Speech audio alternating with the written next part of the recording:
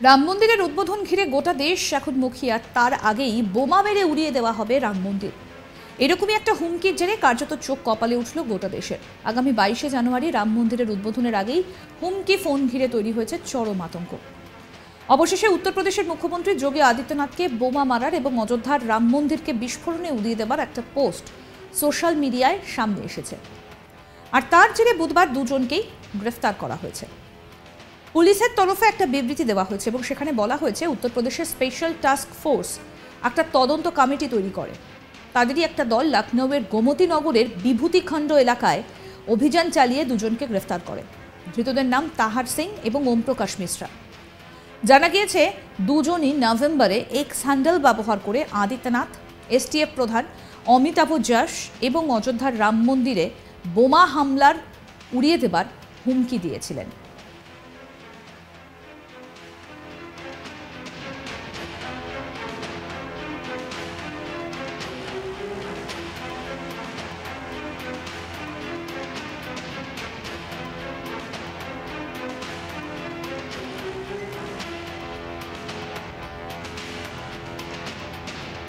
পুলিশের প্রাথমিক তদন্তে আরও উঠে এসেছে যে হুমকি পোস্ট পাঠানোর জন্য দুটো ইমেল আইডি ব্যবহার করা হয়েছিল। ইমেল আইডিগুলোর প্রযুক্তিগত বিশ্লেষণের পরে জানা গিয়েছে তাহের সিং ইমেল অ্যাকাউন্টগুলি বানিয়েছিলেন এবং ওমপ্রকাশ মিশ্রা হুমকি বার্তাগুলো পাঠিয়েছিলেন। বিবৃতিতে আরও বলা হয়েছে সিং এবং মিশ্রা দুজনেই গোন্ডার বাসিন্দা এবং একটি প্যারামেডিক্যাল ইনস্টিটিউটে কাজ করেন। গোটা ঘটনার পেছনে আর কেউ যুক্ত আছে কিনা জানতে তদন্ত শুরু হয়েছে। ঘটনার পর থেকে রাম মন্দির চত্বরে আরও নিরাপত্তা বাড়ানো হয়েছে।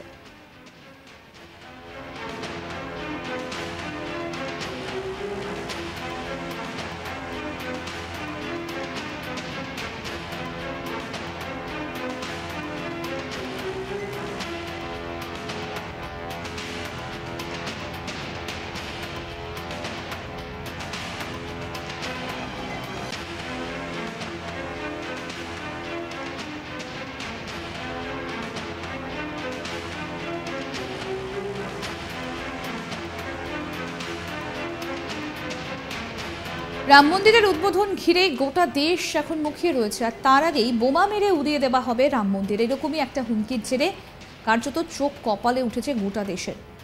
আগামী 22শে জানুয়ারি রাম মন্দিরের উদ্বোধনের আগেই হুমকি ফোনকে ঘিরে তৈরি হয়েছে চরম আতঙ্ক। অবশেষে উত্তরপ্রদেশের মুখ্যমন্ত্রী যোগী আদিত্যনাথকে বোমা মারার এবং অযোধ্যার রাম মন্দিরকে বিস্ফোরণে উড়িয়ে দেওয়ার একটা পোস্ট সোশ্যাল মিডিয়াতে সামনে এসেছে। তার জেরে বুধবার দুজনকে গ্রেফতার করা হয়েছে। পুলিশের তরফে একটা বিবৃতিতে বলা হয়েছে উত্তরপ্রদেশের স্পেশাল টাস্ক ফোর্স একটা তদন্ত কমিটি তৈরি করে।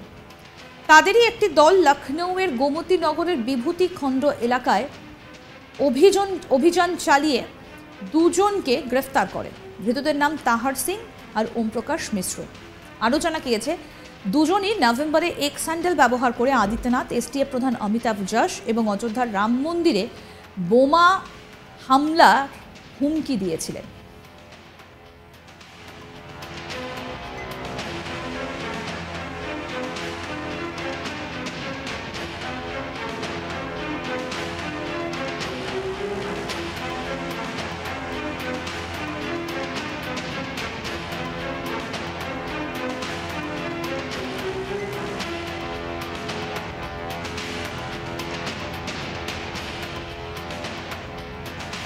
পুলিশের প্রাথমিক তদন্তে আরও উঠে এসেছে যে হুমকি পোস্ট পাঠানোর জন্য দুটো ইমেল আইডি ব্যবহার করা হয়েছিল।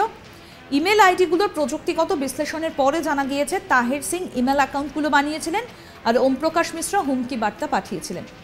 বিবৃতিতে আরও বলা হয়েছে সিং এবং মিশ্রা দুজনেই গোন্ডার বাসিন্দা এবং একটা প্যারামেডিক্যাল ইনস্টিটিউটে কাজ করেন।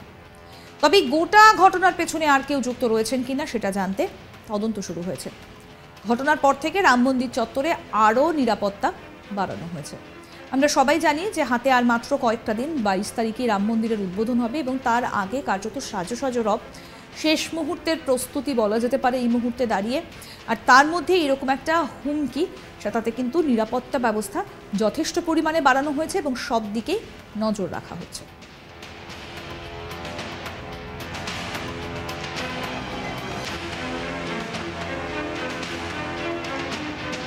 আরও আপডেট পেতে আজ তাক বাংলার ইউটিউব চ্যানেল সাবস্ক্রাইব করুন, নোটিফিকেশন পেতে বেল বাটন অপশন প্রেস করুন। এই ভিডিও সম্পর্কে আপনাদের মতামত জানান, কমেন্ট করুন, শেয়ার করুন, হোয়াটসঅ্যাপে ফলো করুন আজ তাক বাংলা।